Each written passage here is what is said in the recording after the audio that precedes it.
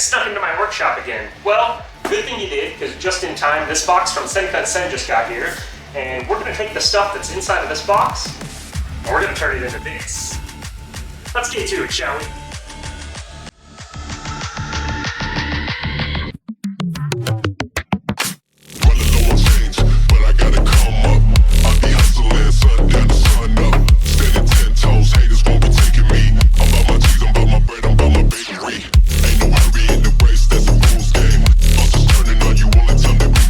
So a while back, I had this grand plan to make a carbon fiber handbrake, like I'm some kind of Formula 1 engineer or something. Only if.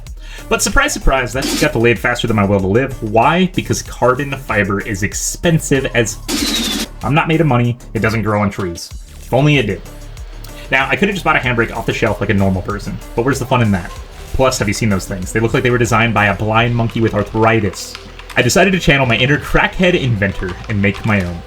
First step, steal ideas from other people's designs. I'm not reinventing the wheel here, I'm just making it less... I looked at a bunch of handbrakes and thought, how can I make this both functional and unnecessarily complicated? The big brain move here was to use ball bearings. Why? Because friction, that's why. I want this handbrake to be smoother than my pickup lines on Tinder. No play in this bad boy at all. It's gotta be tighter than the tolerances on my CNC machine.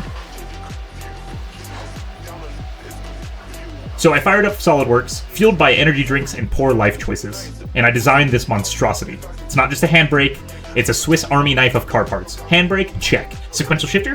Why the hell not? And if you're into a push handbrake? Sure, if you're into that kind of thing, you weirdo.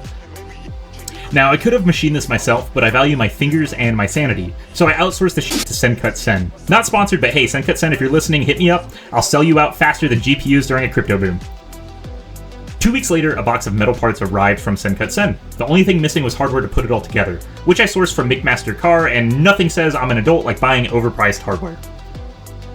Alright, it's time for the moment you've all been waiting for. Assembling this monstrosity I call a handbrake. Buckle up, because it's about to get as messy as my search history. What did he say? First things first, I laid out all the parts like I'm prepping for surgery. Except instead of saving lives, I'm just trying not to f*** up this pile of metal that I've spent way too much money on. After triple checking that I haven't lost anything, which is quite a miracle considering the state of my workplace, it's time to get this show on the road. Okay, here's where things get interesting. The handbrake handle, yeah? I decided to make that sucker out of C360 brass. Why? Because apparently, I hate money and I love shiny things.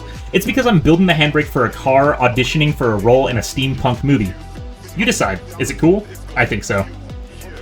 At first I thought, oh god, what have I done? This is gonna look like I bedazzled my car's interior. But you know what? Screw it. If I'm gonna build a custom handbrake, it might as well blind my passengers when the sun hits it just right.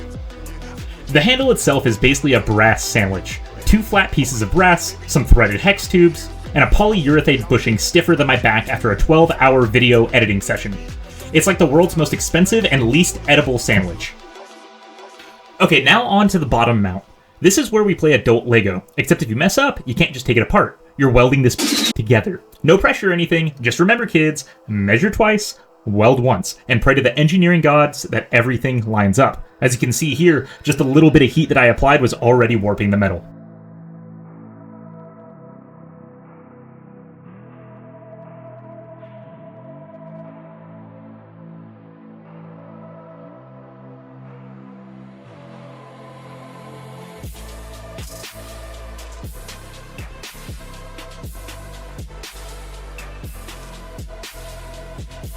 Alright, you degenerates, it's time for the moment of truth. Will my half welding job result in a usable part?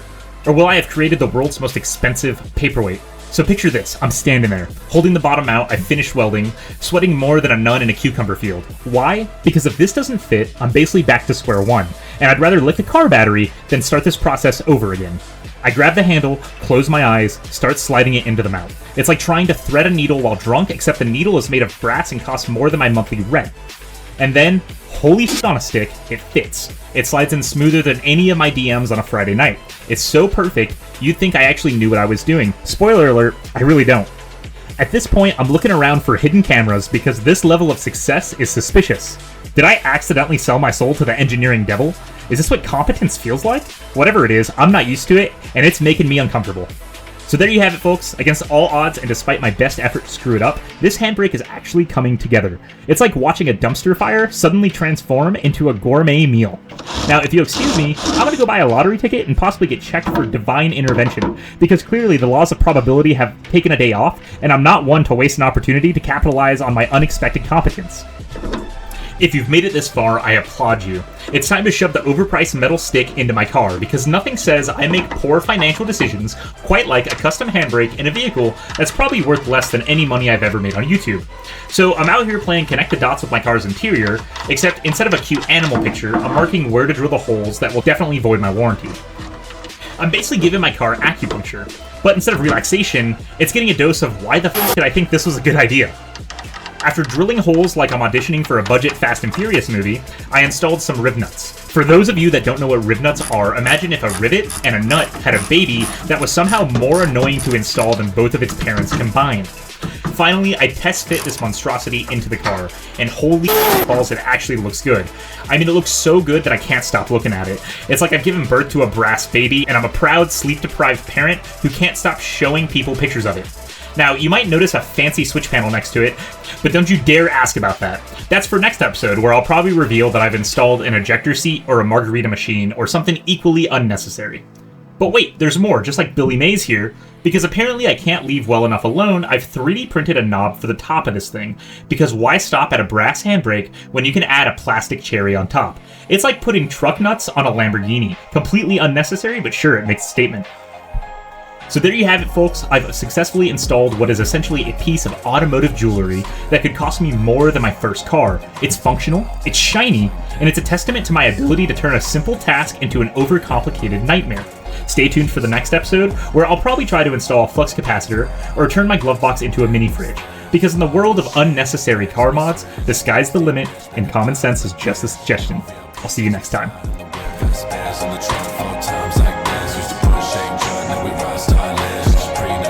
Gotta stay classy.